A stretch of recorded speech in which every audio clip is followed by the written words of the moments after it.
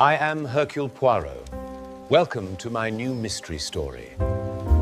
The velvet curtains of the Théâtre Royal had just fallen for the interval, and the gilded auditorium hummed with the chatter of London's fashionable elite.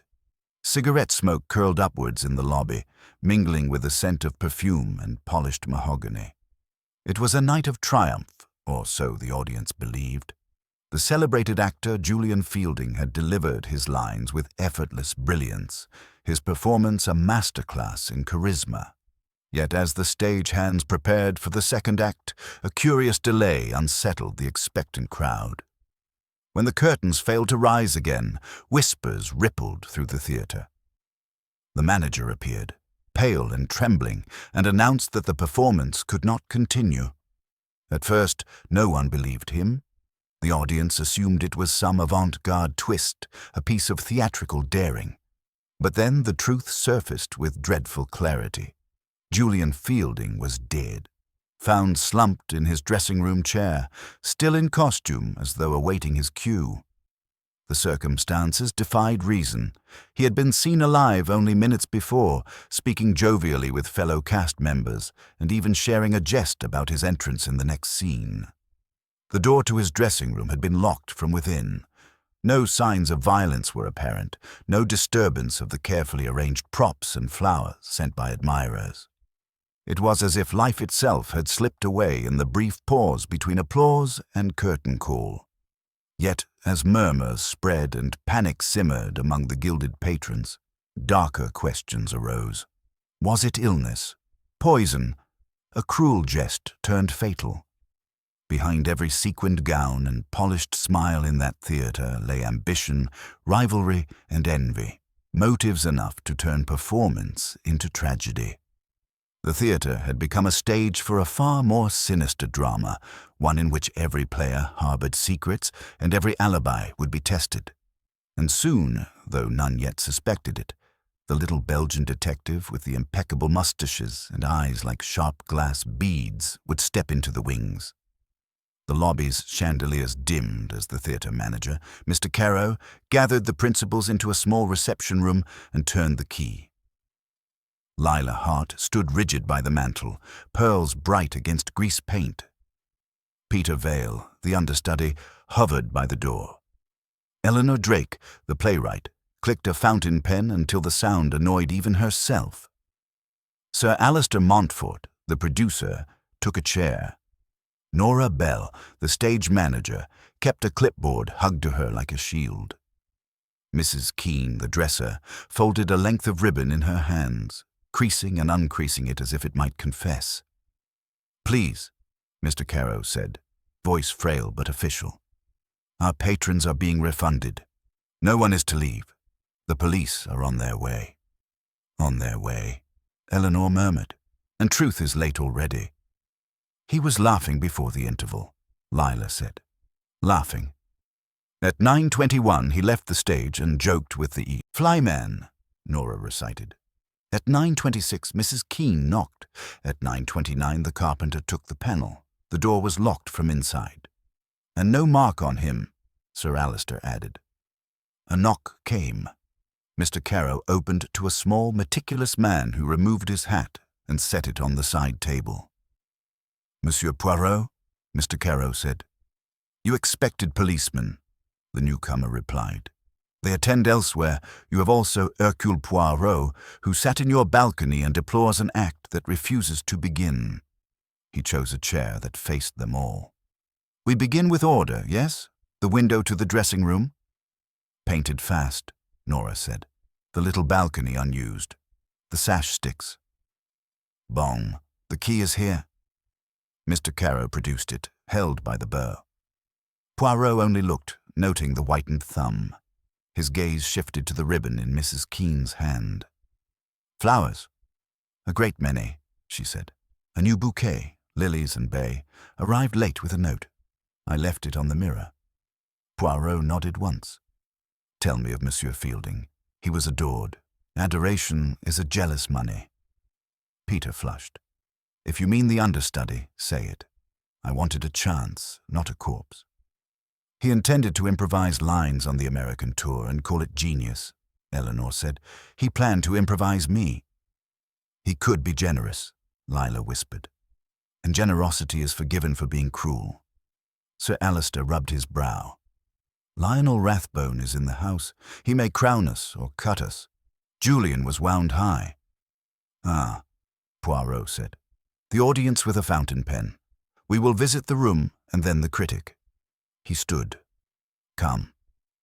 We will not waste a single minute tonight either. Backstage, the theatre wore its practical face.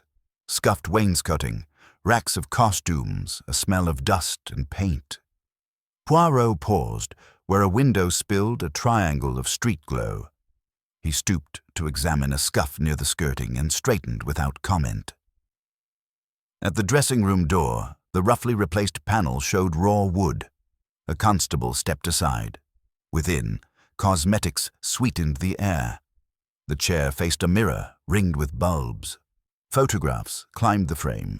Partners, a naval costume, a child with a wooden ship. The lilies and bay dominated the glass vase. On the table lay a silver-backed brush, a comb, thin gloves, and an open tin of lozenges. Poirot did not touch. He traced the room with his gaze as though measuring a chessboard. He leaned near the mirror until his breath filmed a corner, shifted to read the note tucked at the frame without smudging it, bent to peer through the vast water at the cut stems. Order, he murmured. We will bring you back. Mr. Caro said, carefully neutral. The physician suspects his heart. Perhaps, Poirot said. Men die of hearts. They also die of arrangements. His eyes slid to the gloves. Madame Keene, did you set those there? No, he kept them himself. Always to the right of the comb. And tonight they are to the left. Poirot's smile was small. A man precise about gloves is precise about their address. He read the note again. Break a leg, and after, break a vow. He looked to Eleanor. Your phrase. No, she said. Then someone wants to be remembered for wit and forgetfulness, said Poirot. We must ask what vow is famous enough to threaten by note. He studied the repaired panel, measuring height with his palm held shy of the surface. Haste here, and patience. Lila had not crossed the threshold. She stood pale as the lilies. Monsieur Poirot, will you tell us what you see? I see a scene dressed to be seen, he said.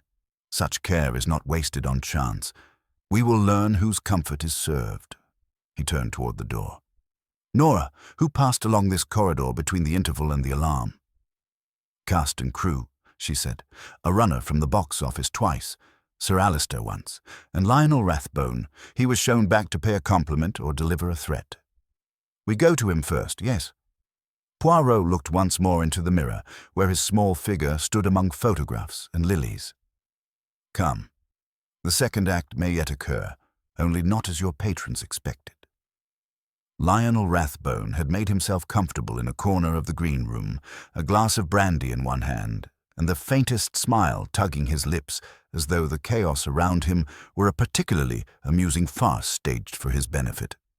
He was a tall, angular man with hair swept back like a raven's wing, and he greeted Poirot with a nod that carried neither warmth nor apology. So, the great detective comes to pick at the bones before the curtain has cooled, he said. Very apt. Death is the only critic actors cannot charm. Poirot inclined his head politely. Monsieur Rathbone, you visited Julian Fielding's room tonight, did you not? The critic's smile widened, but his eyes sharpened. I did. He invited me, in fact. An unusual courtesy, since Julian generally thought critics a necessary nuisance. But he had something to boast of. He showed me the lilies, claimed they were from an admirer of influence. I laughed at his pride, for their smell was cloying. I wished him luck, and then I departed. Approximately when was this? Poirot asked. 9:28 by my watch, Rathbone replied smoothly. I was particular, for I meant to catch the second act without missing a line. Imagine my disappointment when the line never came. Poirot's gaze rested on him a moment longer. And what was Monsieur Fielding's mood at that time? Triumphant, Rathbone said. He expected a glittering review, as if the public adored him as much as he adored himself. But if you ask whether he seemed unwell, the answer is no. His voice rang strong, his eyes sharp, his manner inflated. Death was the last thing I expected. Did he drink or eat in your presence? Only a lozenge. He sucked them perpetually, claiming the sugar steadied his throat. Rathbone swirled his brandy. You suspect poisoning, I suppose? You should, for Julian never did anything without an audience, and this death has the neatness of theatre. Poirot regarded the critic thoughtfully, then said, Merci. We will trouble you further if needed. As Rathbone turned back to his brandy, Poirot gestured to Nora Bell, who had accompanied them. Madame, tell me, who else would have access to the vase or the lozenges? The dresser, Mrs. Keene, Nora said, and Julian himself, of course. Otherwise, no one touched his things without his rebuke. He was fussy. Exactement. He was fussy about order, and yet tonight his gloves were not where they should be, a disorder that speaks loudly. Poirot smoothed his moustache, then murmured, but now, to speak with the dresser. Mrs. Keene was found in the wardrobe corridor, folding discarded garments with trembling hands. Poirot's presence seemed to steady her somewhat, though she did not meet his eyes. I never harmed Mr. Fielding, she blurted before a question had been posed. He was demanding, yes, but he paid me well. Poirot's tone was gentle. Madame, when you placed the lilies on the mirror, did you read the note? Her lips pressed together. Only the first words, break a leg. It seemed the usual theatre foolishness. I had no time for more. Nora was calling for changes. And the vase? Was it filled with fresh water when you placed it? Yes, full and cool. I remember because it spilled on my sleeve. I cursed under my breath, and he laughed. Her eyes filled suddenly. He was alive then, smiling at my clumsiness. How could he be gone minutes later? Poirot let the silence linger before asking, and the lozenges? Did you ever handle the tin? Once, earlier in the day. He dropped it, and I picked it up. Tonight, no. Poirot inclined his head, then withdrew with Hastings-like discretion, though no Hastings was there. In the corridor he paused to gather the company once more. My friends, he said, already there are contradictions. Monsieur Rathbone claims he saw Fielding at 9:28, triumphant and alive.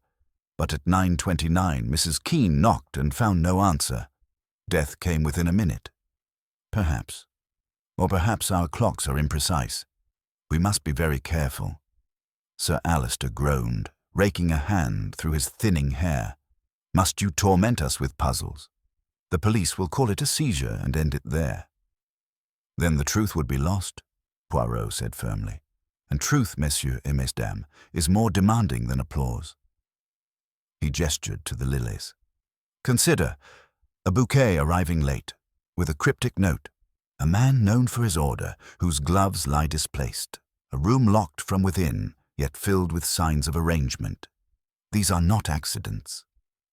Peter Vale, the understudy, spoke hoarsely. Do you mean he was murdered before Rathbone left the room? That the critic... Poirot lifted a hand. No, no, let us not leap. To leap is to stumble. We must tread with the rhythm of a minuet, step by step. He fixed his gaze on Peter. Tell me, did you see Julian after the first act? Yes, Peter said. Backstage. He passed me with a word. Keep rehearsing, boy. You'll never match me. He was smug, but strong. That was perhaps 9:20. So, Poirot mused, we have a man vigorous at 9:20, triumphant at 9:28, and dead by 9:30. Such a narrow stage for death to enter. He turned to Nora. The corridor. Was it busy at that interval? Always, she said. Actors rushing, carpenters shifting flats, messages flying. Anyone could have slipped in a hand. Poirot nodded. Yes, anyone. But not everyone has the psychology to strike unseen. That, my friends, is what we must uncover. The body lies still, but the minds... the minds move too quickly. Already they betray themselves in words, in glances, in what they recall and what they forget. The company shifted uneasily. Poirot's gaze swept them all, then softened. Now, you will forgive me. I must examine once more the lilies and the lozenges. The smallest detail is often the loudest shout. He returned to the dressing room, alone this time, and stood before the mirror. He leaned closer to the note, reread the phrase, then bent low to the vase. Carefully, he observed the stems, the water's meniscus, the faint residue at the rim. Then he opened the tin of lozenges, inhaled, and closed it swiftly. His eyes gleamed. "Mais oui," he whispered. "The second act begins." Poirot stood in the hush of the dressing room, the note and the tin before him, his eyes narrowing as though each object might whisper its secret if stared at long enough. He did not touch the lozenges again, but rather circled the table with a slow step, pausing where the light from the mirror bulbs threw a harsh glow across the silver brush and the scattered powder. The faintest trace of something sharp lingered in the air beneath the perfume of the lilies, a discordant note one might miss if not attuned to order. He raised his head, mustaches twitching. "Too much sweetness," he murmured. "Always hides the bitterness." At that moment, the constable returned, hat in hand, to announce that Inspector Sharp of Scotland Yard had arrived. Poirot acknowledged the news with a courteous incline of his head and followed to the corridor, where Sharp was already establishing authority with brusque questions. A tall, blunt-featured man with a voice that could carry over any stage bustle, Sharp greeted Poirot with a mixture of relief and resignation. "I might have known you'd be on the scene, Monsieur Poirot. If you are here, I suppose my task is both easier and more exasperating." Poirot spread his hands. "I offer only my little grey cells, Inspector. You have the men, the law, the science. Together we serve the truth, n'est-ce pas?" Sharp gave a grunt that might have been agreement and beckoned him aside. "The doctor's preliminary word is heart failure, but if you suspect otherwise, you'd better tell me now." "Heart failure, perhaps, but the circumstances are arranged with too much precision. The bouquet, the note, the lozenges. Death that arrives within a few minutes of applause is no accident." Sharp rubbed his chin. "Then you think poison?" "I think," Poirot said softly, "that a man as meticulous as Fielding would not have tolerated disorder in his last moments. Yet disorder was there, placed deliberately. Someone wished to write a scene more dramatic than the play itself." The inspector sighed. "Very well, we'll proceed as a suspicious death. I'll need your observations formally, but in the meantime, let us interview the company together." The suspects were gathered once more in the green room, tension thick as the velvet drapes. Poirot took a seat not at the head but slightly apart, where he could observe each face without seeming to dominate. Sharp began the questioning, his tone clipped and efficient, moving through alibis and times. Poirot listened with eyes half closed, his attention fixed less on words than on the hesitations between them. When it came to Lila Hart, she clasped her pearls as though to steady her breathing. "I was in the ladies' lounge when the interval began," she said. "Several others can confirm it. I returned backstage just as the commotion started." Poirot's gaze lingered on her. "And you had quarrelled with Monsieur Fielding earlier in the week, did you not?" Her eyes flashed. "Quarrelled. We disagreed about a scene. He wished me to play it as his foil, not his equal. But quarrel does not mean murder, Monsieur Poirot." Eleanor Drake was next, her pen clicking nervously. "I was in the producer's office, reviewing notes for the American tour. Ask Sir Alistair, he joined me. Julian was insufferable, yes, but alive men are more troublesome than dead ones to a playwright. His death ruins me as well as him." Poirot leaned forward. "Madame, when you write a line for the stage, you weigh each word, each pause. The note upon the bouquet, would you not say it was composed by one who understands rhythm?" Her lips tightened, and she clicked the pen once more, but offered no reply. Peter Vale, the understudy, sat rigid, his knuckles white upon the arm of his chair. "I told you before. I passed him at 9:20. After that, I was in my dressing cubicle. I prayed for a chance to prove myself, but not like this. You must believe me." Poirot's eyes softened. "Ambition is a dangerous fuel, my friend, but it does not always ignite to flame. We shall see." Sir Alistair growled when his turn came. I had no cause to wish him harm. He was the star, the name on the posters. Without him, the tour collapses. My fortune collapses. What producer kills his own meal ticket? Poirot nodded gently. Indeed, it is illogical. And yet men sometimes kill against reason, for pride or vengeance or secret despair. Logic must wait until all the pieces are placed. Nora Bell was calmest, reciting her movements like cues from her clipboard. She alone seemed untouched by hysteria, yet her composure drew Poirot's eyes more than tears might have. "I followed every cue, Monsieur Poirot. If something slipped in that corridor, it was not by my hand." When Mrs. Keene spoke last, her voice shook. "I told you. I placed the lilies and left. He teased me for spilling water. That was the last I saw him." Poirot rose, smoothing his cuffs. "Merci, mes amis. Inspector Sharp will continue his inquiries, but I ask you all, do not leave. Each of you had cause, each of you opportunity. It is only the mind, the psychology, that will betray the guilty. And that, I promise, I shall uncover." The room buzzed as he departed, whispers following him like shadows. Poirot walked alone back toward the stage, where the empty set stood frozen in half-light, a mockery of the drama that would never be completed. He paused before the darkened proscenium, listening to the silence.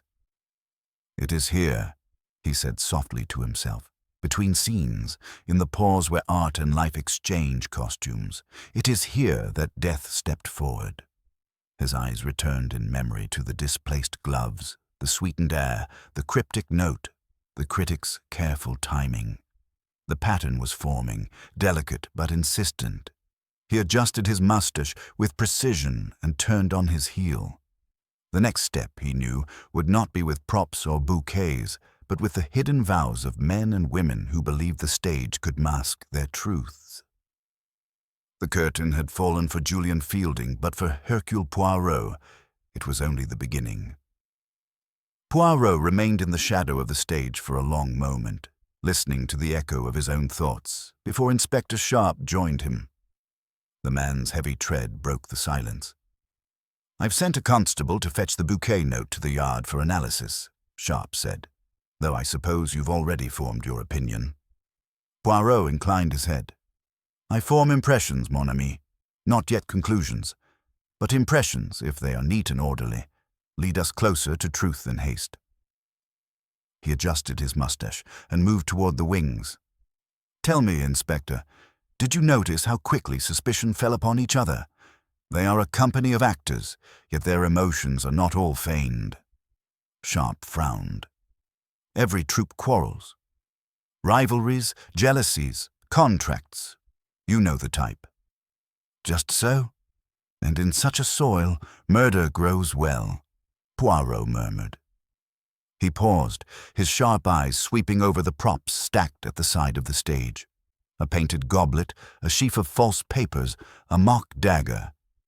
His eyes touched none, but the sight of so many illusions made him think again of the arrangement within Fielding's room. "Inspector, let us return once more. There is something I must test." Back in the dressing room, Poirot moved directly to the chair where Fielding had died. He seated himself gingerly, as though assuming the role of the late actor, and surveyed the mirror, the gloves, the vase. "Imagine, Inspector, that I am Fielding. I sit, I glance at the lilies, perhaps I read the note, I reach for a lozenge. And then—" He reached with his right hand to the tin, then stopped. "Ah, but the gloves. They are wrong. A man so orderly does not shift habit without cause. Someone else has touched here." Sharp scowled. "You think the poison, if poison it was, came from the lozenges?" Poirot raised a finger. "Not think. Observe.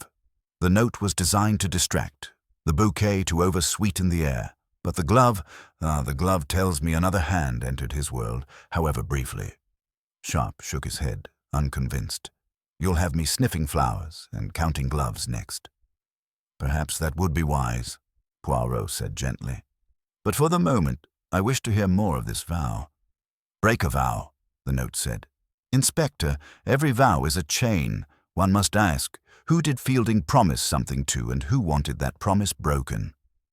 Their musings were interrupted by Nora Bell, who entered with some hesitation.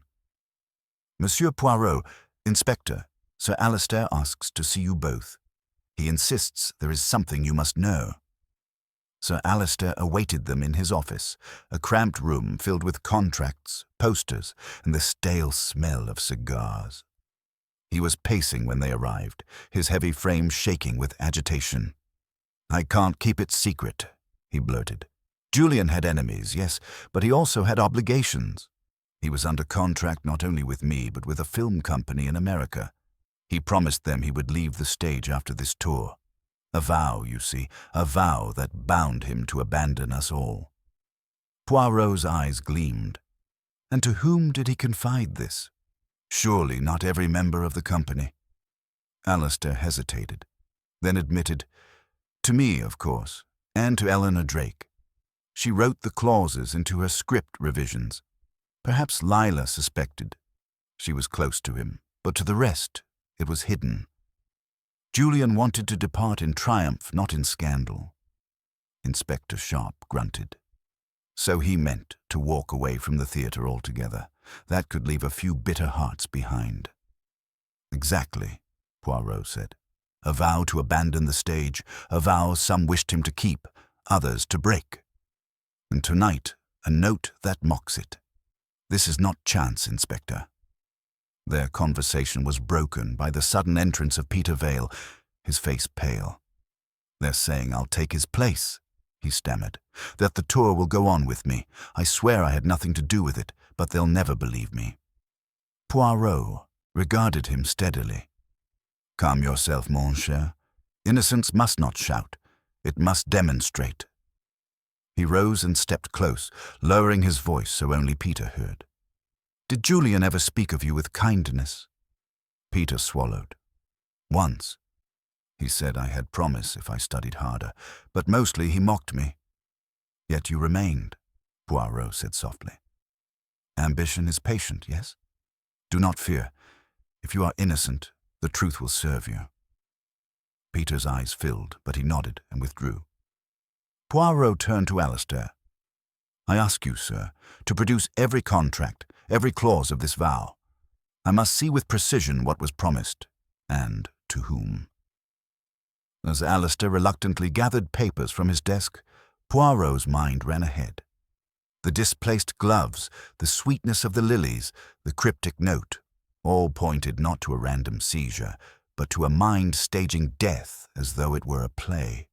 And what better motive than betrayal of a promise, a vow broken beneath the velvet curtain? When they left the office, Inspector Sharp muttered, You believe the killer wanted us to think of that vow? Poirot smiled faintly. No, Inspector. The killer wanted us to be blinded by theatre, to see drama where there is only psychology. But we will not be so fooled. Tomorrow I shall request each suspect to recount their precise movements once more, and I will observe not their words, but their hearts. He paused at the threshold of the corridor, listening again to the quiet theatre, then added, For tonight, Inspector, let us leave them restless. A guilty conscience speaks loudest in silence. The night wore on, the theatre's opulence fading into a hushed unease. Most of the patrons had long since gone, the echo of their disappointment replaced by the low murmur of constables patrolling the corridors. Poirot, however, had not retired. He moved through the empty aisles of the auditorium with his delicate tread, gazing up at the rows of gilt balconies as though they too might conceal secrets. Inspector Sharp accompanied him, weary but unwilling to leave Poirot alone with his thoughts. I've posted men at every exit, Sharp said. No one gets out until we're satisfied. Still, I wonder if we aren't chasing shadows. Perhaps Fielding's heart did fail. Perhaps the note and the flowers are no more than cruel coincidence. Poirot shook his head gently. Coincidence, my dear Inspector, is merely the refuge of those who cannot order the facts. No, Julian Fielding's death was arranged. His stage was prepared, and he was directed to his final act. He paused, adjusting his cufflinks as though aligning them might align the entire mystery. But what intrigues me most is not what was present, but what was absent.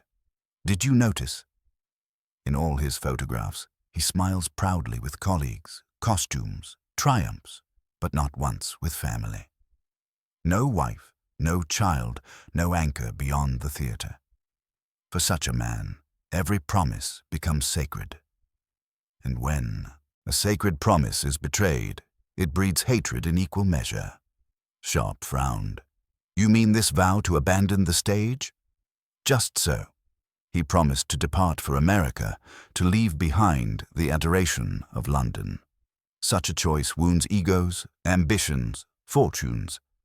And so someone crafted a little reminder, a note that mocked his vow, a bouquet that concealed its venom. Poirot's mustache twitched upward. But we must be cautious. Too perfect a scene often hides a clumsy hand. They returned backstage where the suspects had been instructed to rest under supervision. The company had gathered in uneasy clusters. Lila sat apart, her face pale, her hands folded tightly as though in prayer. Eleanor Drake scribbled distractedly in a notebook, her pen clicking at intervals that grated on everyone's nerves.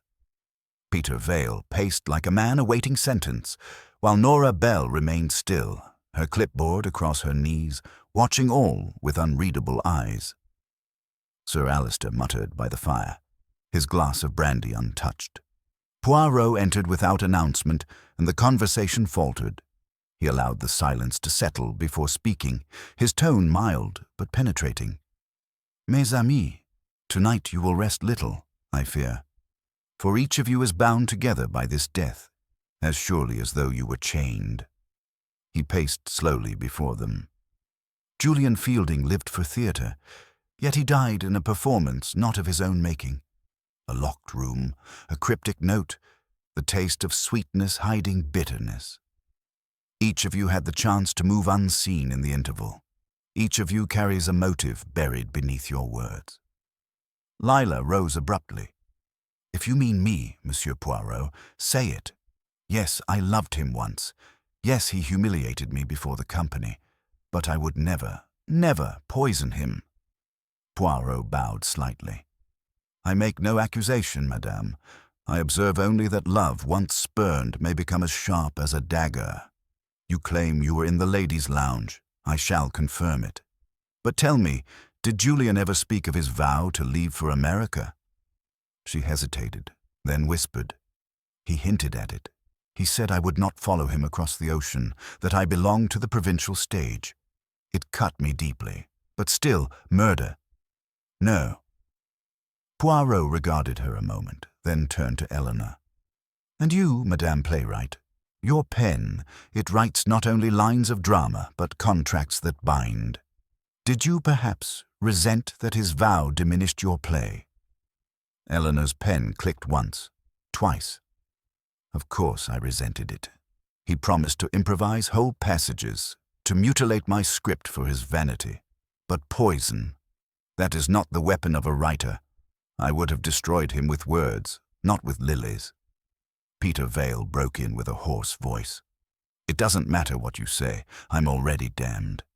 The understudy always is. They'll say I wanted the role so much I killed him, but I swear, Poirot, I was rehearsing alone. I prayed for his failure, yes, but not like this. Poirot studied him kindly. Do not protest too much, mon garçon. An innocent man must let time clear him, not his own panic. His eyes shifted to Nora Bell. And you, mademoiselle, you observe all, you command the order of the stage, yet you alone speak little. Tell me, what passed through your mind when you saw the note? Nora met his gaze without flinching. That someone wanted us to think theatrically, not logically. That's all I'll say." Poirot inclined his head, impressed despite himself. "A shrewd remark." He looked lastly at Sir Alistair. "And you, monsieur, your fortune tied to Fielding's name. His vow would ruin you. Did you not consider striking before he struck at your coffers?" Alistair's face reddened. "Yes, I was furious. Yes, I cursed him. But what would his death profit me? The tour collapses either way. I lose everything." Poirot let silence reign, his eyes moving from one face to another. At last he said softly, "One among you wears a mask more perfect than any costume, the mask of innocence. But beneath there is guilt." He folded his hands behind his back. "Tomorrow I shall ask each of you to describe again the moments between acts. And as you speak, remember, your gestures, your pauses, your very silences will betray you more than words." He turned toward the door, his step light, his figure precise. "The truth is close, very close. And when the curtain rises again, it will not be on a play, but upon a revelation." As he left them to their restless thoughts, Poirot felt the strands tightening around the hidden hand. Somewhere among them lay the mind that had written this cruel drama. Soon, he promised himself, the little grey cells would strip away the mask, and the actor who had staged death between scenes would be compelled to bow before the truth. The company slept little that night. Some dozed fitfully in dressing rooms, others sat rigid with nerves, waiting for footsteps in the corridor. Poirot, however, retired neither to bed nor to idleness. He remained in the theatre library, a small wood-panelled room lined with scripts and posters of past triumphs. A lamp cast his reflection upon the glass of a framed programme, and there he sat, arranging in his mind the cues of the evening as though they were lines in a play. Each movement, each glance, each word spoken in haste had its meaning. Yet the whole was not yet in harmony. Inspector Sharp found him thus in the early hours, still immaculate, though his moustaches now drooped with fatigue. "You've been at this all night," Sharp said gruffly. "My men are weary, and so am I. Unless you've struck gold, I'll have to dismiss them to their barracks." Poirot smiled faintly. "Ah, but Inspector, gold is near. One polishes and polishes until the gleam shows. That is all I do, and soon you will see it too." By mid-morning, the suspects were summoned again to the green room. They entered with drawn faces, the sleepless night etching lines of guilt and fear across their features. Poirot waited until they had settled, then stood, his hands folded before him. "Mes amis, today we shall reconstruct the interval, not with scenery, but with memory. Each of you will recount your steps, minute by minute. It is tedious, perhaps, but truth hides in tedium." He began with Nora Bell. She recited calmly, "At 9:20, I checked the fly lines. At 9:22, I reminded Mrs. Keene about the quick change for Act 2. At 9:26, I saw the box office runner pass. At 9:27, I crossed the corridor to fetch the lighting cue sheet. At 9:30, the carpenter raised alarm." Poirot inclined his head. "Exact, precise. I shall return to you." His eyes moved to Peter Vale. Peter swallowed. "I left the stage at 9:20, went to my cubicle and ran my lines under my breath. I heard movement in the corridor but did not go out. At 9:30, the shouting began." Poirot regarded him without comment, then turned to Eleanor Drake. The playwright smoothed her skirt and spoke quickly. "At 9:15, I was in Alistair's office, arguing about contracts. At 9:25, I left to fetch my notebook. I passed the corridor but did not stop. At 9:28, I returned. Alistair can confirm." "Indeed?" Sir Alistair grumbled. "She was with me, and I myself left only once to fetch brandy from the lounge at 9:27. I returned at once. At 9:30, the panic began." Poirot turned lastly to Lila Hart. She clasped her pearls again. "I went to the ladies' lounge at 9:22. There were others present who can testify. I returned at 9:30, only to find the company in uproar. Poirot allowed silence to stretch, studying their faces. Then, softly, he asked, "And Monsieur Rathbone, where is he?" Inspector Sharp answered. "He departed late in the night after signing his statement. He claims he left Fielding alive at 9:28. We've confirmed his presence in the foyer at 9:32. "Bon," Poirot murmured. "So all is neat, yes? Each has an alibi, each denies the chance. Yet the gloves are moved, the note is placed, the lozenge poisoned. Who among you had time enough?" The group shifted uneasily. Poirot raised a hand. "Listen well. Death came swiftly but not instant. Poison that works in seconds is rare. More often, it deceives.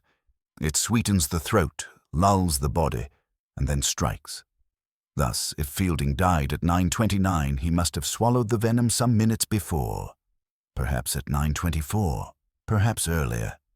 Which means, mes amis, that those who claim to have seen him hale and hearty at 9:28 may be mistaken. They saw not a living man in strength, but a dying man in disguise." A murmur rose. Eleanor clicked her pen sharply. "Then Rathbone's testimony means nothing." "On the contrary," Poirot said, "it means everything. He described triumph, vanity, laughter. But these could mask the weakness already spreading. He did not see closely enough." He stepped forward, eyes shining. "Now, let us consider again the bouquet. Who brought it?" Mrs. Keene stammered. "A boy from the florist. I took it from him myself." "And did you know the florist?" Poirot asked. "No, it was a new lad. I thought nothing of it." Poirot's gaze sharpened. "A convenient stranger, eh? With lilies over sweet, with a note carefully composed. Too convenient." Inspector Sharp stirred uneasily. "You think one of them sent it under disguise?" Poirot spread his hands. "But of course. Who else could time it so perfectly? Who else knew Fielding's vow? Who else sought to cloak murder with theatre? Look at them, Inspector.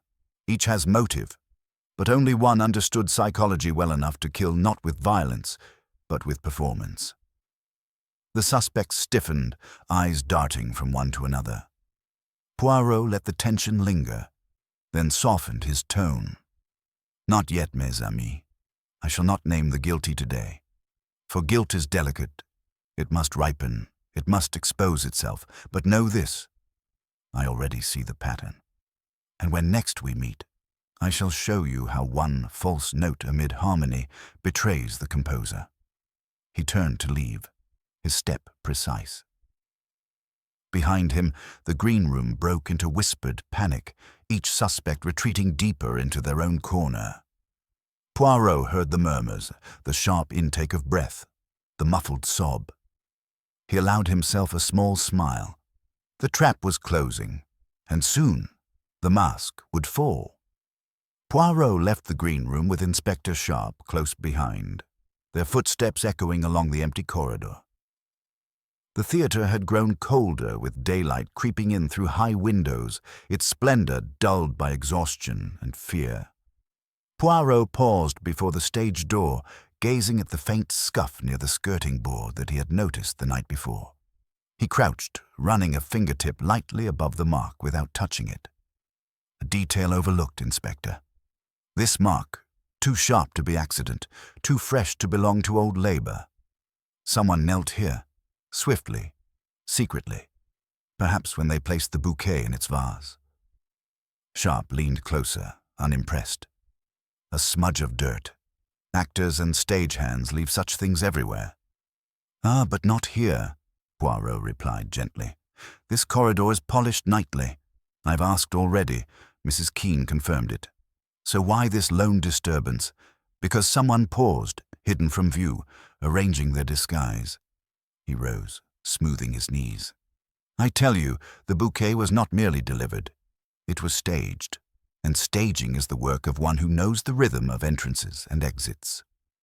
As they spoke, a constable hurried up with a small envelope.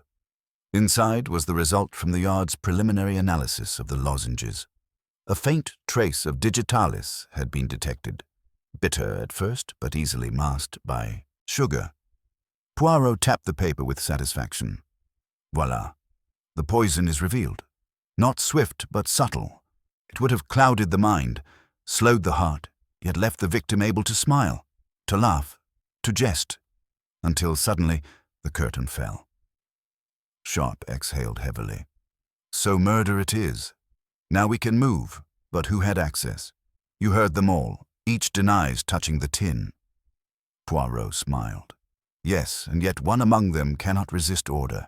When order is broken, they betray themselves. That is what I must test. He returned with Sharp to the green room, where the suspects still lingered in tense silence. The detective held the tin of lozenges delicately in his gloved hand. Mes amis, he began softly, I ask you each to look closely at this tin. Do not touch, only observe. Tell me, what strikes you? Lila glanced briefly and shivered. Only that he carried it always, even in rehearsals. I never liked the sound of him rattling them. Peter muttered, I see nothing but sweets. They meant everything to him, his little crutch. Eleanor frowned. The label is crooked. It would have annoyed him. Nora leaned forward slightly. It has been polished, not tonight, but recently. The lid shows fewer scratches than it should. Sir Alister grunted. I notice only that it was not mine. If it had been, it would still be full of whiskey mints. Poirot's eyes gleamed as he absorbed their responses. He turned to Nora. A keen eye, mademoiselle. You observe the surface as though it were your stage cues. Tell me, do you polish even tins as you polish the running order? Nora met his gaze coolly. I polish nothing. I notice what others ignore. Indeed, Poirot murmured, and sometimes noticing too much is as dangerous as ignoring entirely. He set the tin aside and addressed them all. Consider this. Fielding died not because of a stranger's hand, but because someone close could tamper with what he trusted most. His lozenges, his constant companion. And who among you had the chance to slip a hand to them unnoticed? Murmurs rose, but Poirot lifted a hand. Patience, I beg you. Already the truth begins to shimmer. Soon I will call you all to a final gathering where every mask will be removed. But before that moment I must test one last thing. He beckoned Inspector Sharp aside, lowering his voice. There is a clue I hold yet unspoken. The note, its phrasing, its balance, was written by one whose life is rhythm and words. I must compare the handwriting with my suspicion. Arrange, if you please, for samples. Letters, diaries, scripts, quietly. Sharp nodded, though his expression was grim. You're narrowing it, then. Poirot's mustaches lifted. Narrowing, yes, but one must not hurry. A premature accusation is as clumsy as a missed cue. Let the guilty believe themselves safe a little longer. Guilt ripens when left in silence. They rejoined the suspects, and Poirot announced with composure. This evening we shall meet in the theatre itself. Upon that stage, I will present the sequence entire.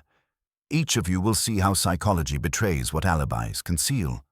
Until then, remain calm. The truth, she waits.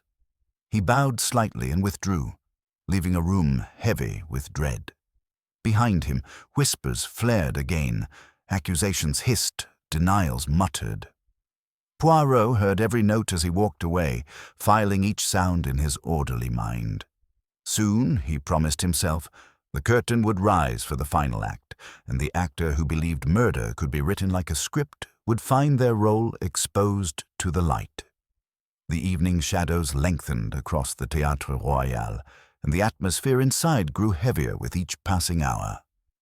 Poirot had withdrawn into silence for most of the afternoon, refusing interruptions, his mind fixed upon the delicate arrangement of facts. When at last he emerged, every crease of his suit was immaculate, every hair of his mustache perfectly aligned. Inspector Sharp fell into step beside him as they walked toward the stage. "Are you ready, then?" To put an end to this? Sharp asked. Poirot inclined his head gravely. The play must have its final act, Inspector, and the guilty, they must take their bow. On the stage itself, the suspects had been gathered, arranged in a semicircle beneath the dimmed chandeliers. Their faces carried the strain of sleeplessness and fear, though each tried to mask it in different ways. Lila Hart's lips were pressed tight. Eleanor Drake clicked her pen with nervous defiance. Peter Vale stared at the floor. Sir Alistair wrung his hands. Nora Bell remained rigid with composure, and Mrs. Keene hovered timidly at the edge. A constable stood discreetly at the back, ensuring no sudden exit would disrupt the proceedings. Poirot stepped forward to the footlights, his voice carrying with quiet authority. "Mesdames et messieurs, we are assembled for clarity. Julian Fielding died not of chance, but of design. A locked room, a poisoned lozenge, a note mocking his vow. These were not accidents. They were the instruments of theatre, chosen by a mind that wished death to be performance." He let the words settle before continuing.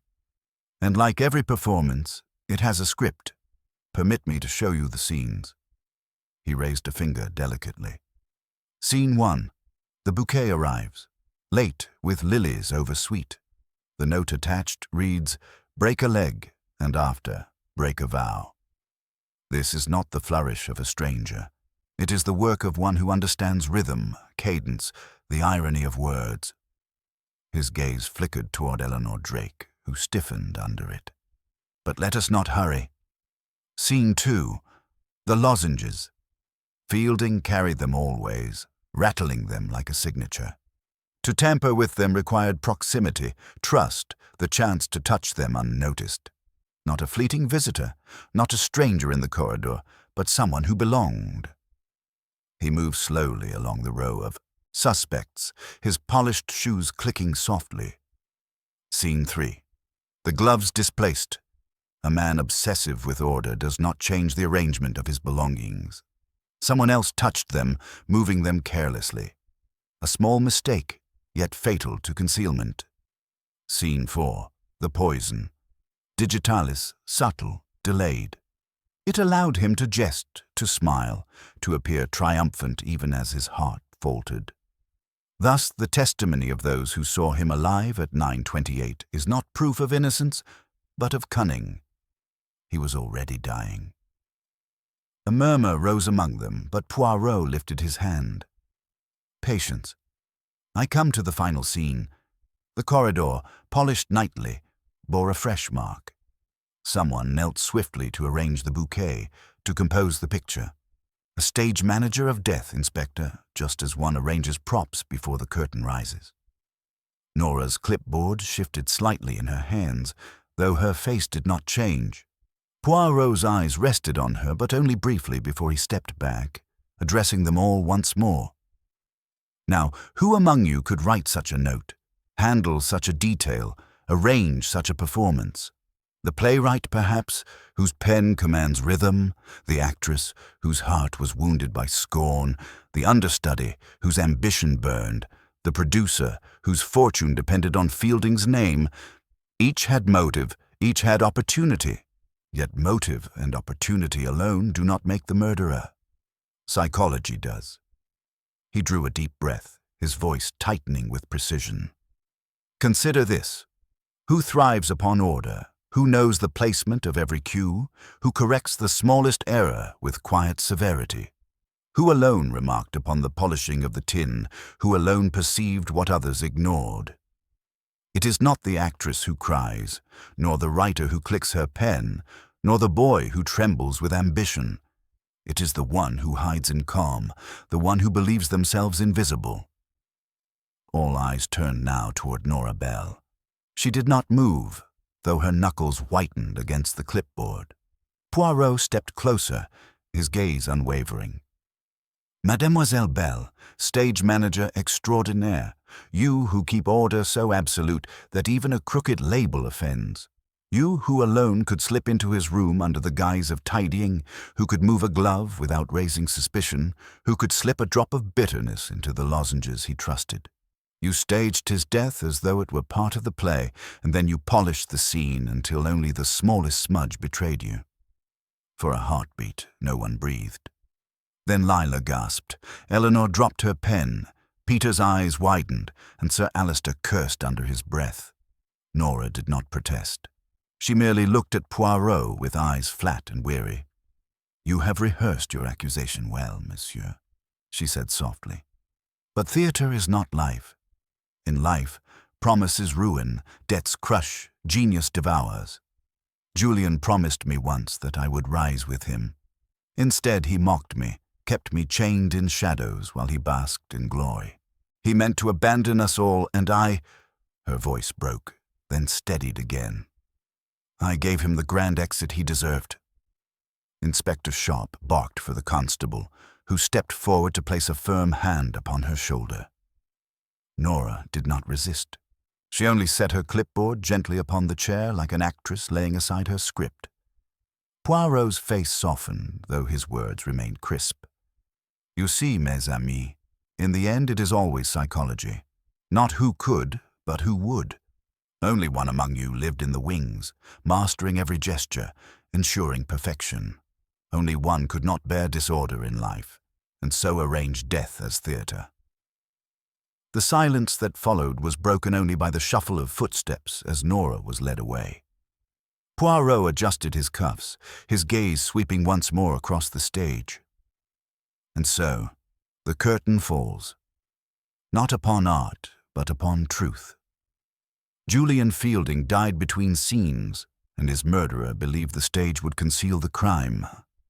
But the theatre, mes amis, it reveals more than it hides. With that, Poirot turned from the footlights, leaving behind the hushed company, the empty set, and the heavy air of revelation, as the great detective once more restored order from chaos. The theatre remained hushed long after Nora Bell had been led away, her figure swallowed by the corridor shadows. The others sat stunned in their semicircle, each lost in thoughts of betrayal and relief, as though the revelation had unstrung the very air. Poirot did not linger in triumph. He stood quietly, his eyes half closed, until Inspector Sharp approached. "It's done, then," Sharp muttered, though his tone carried less satisfaction than fatigue. "She confessed enough to hang on. I'll see her charged. Still, I can hardly fathom it. The calmest of them all." Poirot inclined his head. "Just so. That is why she succeeded as long as she did.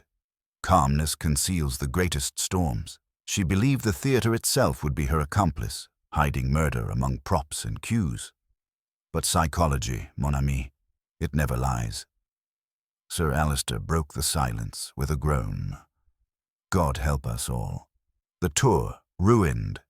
The scandal will drive us to bankruptcy, my fortune destroyed." Eleanor Drake turned on him bitterly. "Better ruin than to have let the truth rot in silence.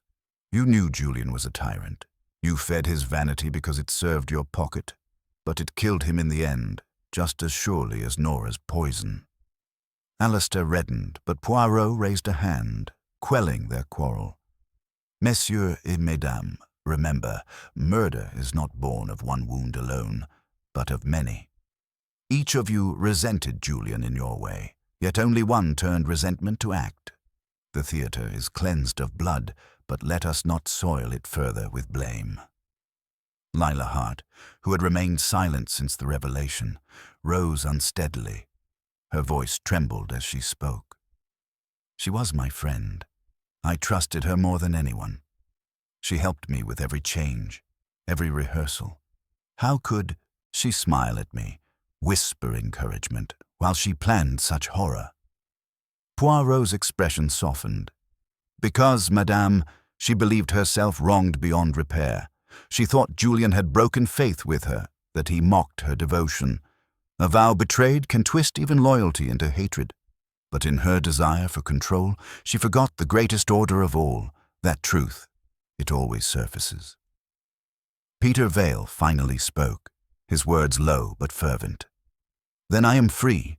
They will not look at me as though I killed him." Poirot turned to him with kindness. Free, yes, but remember this, mon garçon. Ambition is a flame. It must warm, not consume. Learn from this night. Greatness sought too hungrily becomes tragedy. Inspector Sharp began dismissing them, instructing constables to take statements and see the company home. Poirot remained still at the edge of the stage, gazing out over the empty rows of velvet seats. When the last of the suspects had departed, Sharp returned. "I'll grant you this, Monsieur Poirot. You read people as though they were open books. But what sealed it for you? The gloves, the bouquet, the tin?" Poirot smiled faintly. "All of them, Inspector. But most of all, the psychology." Nora could not resist correcting disorder. She alone remarked upon the polishing of the tin. She alone observed too sharply. Only one who had touched the object would notice such a detail.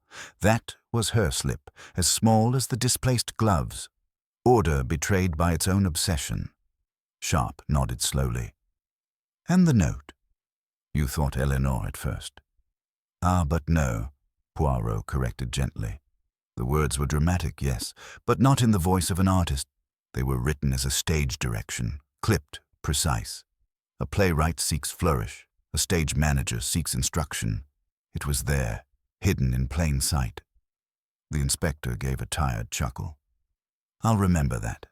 God help me if I ever find you on the other side of the law." Poirot allowed himself the smallest laugh. But then, Inspector, there would be chaos in the world. The next morning, the newspapers screamed with headlines. "Actor dead between scenes. Murder in West End Theatre. Stage manager charged."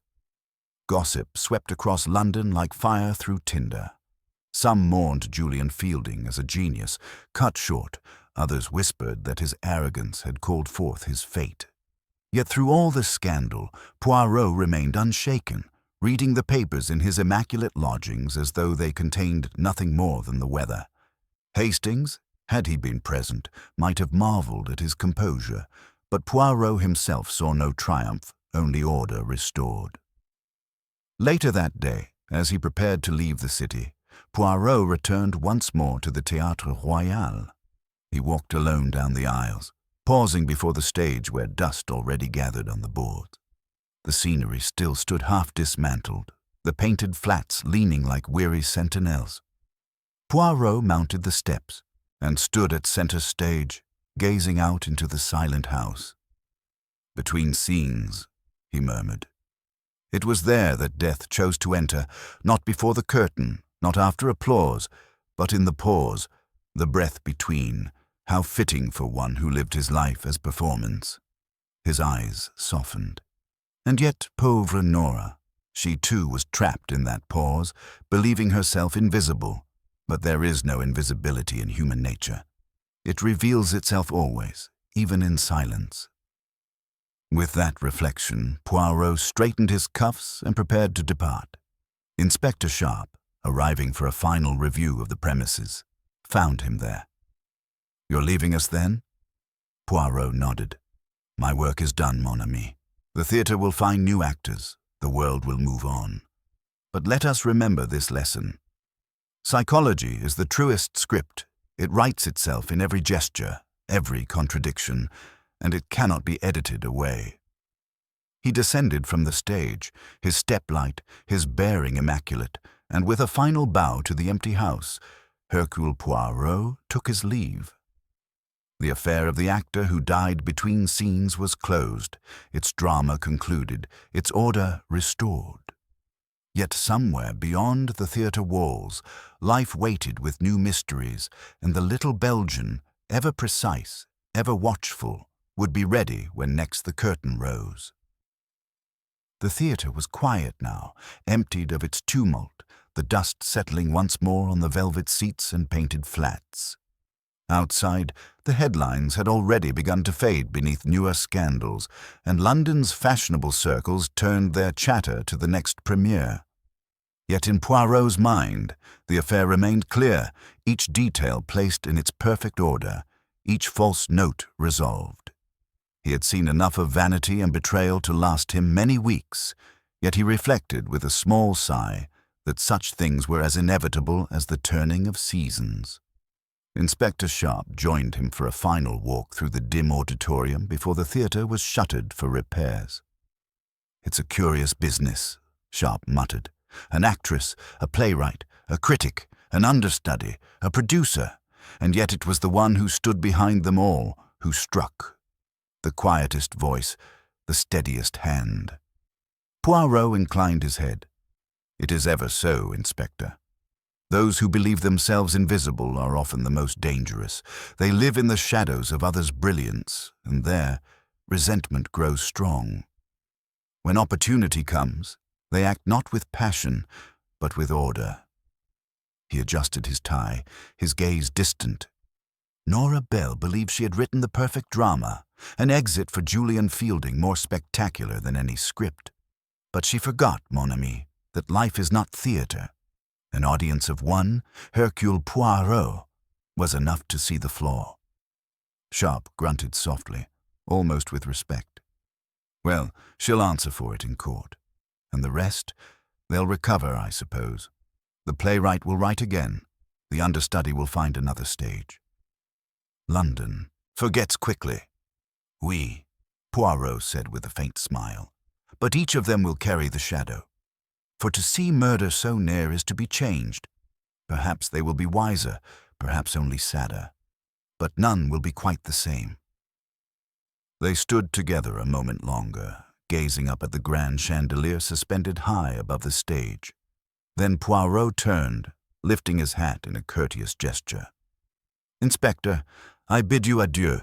You will continue with the machinery of justice. I will continue with the little grey cells. Between us, order is preserved."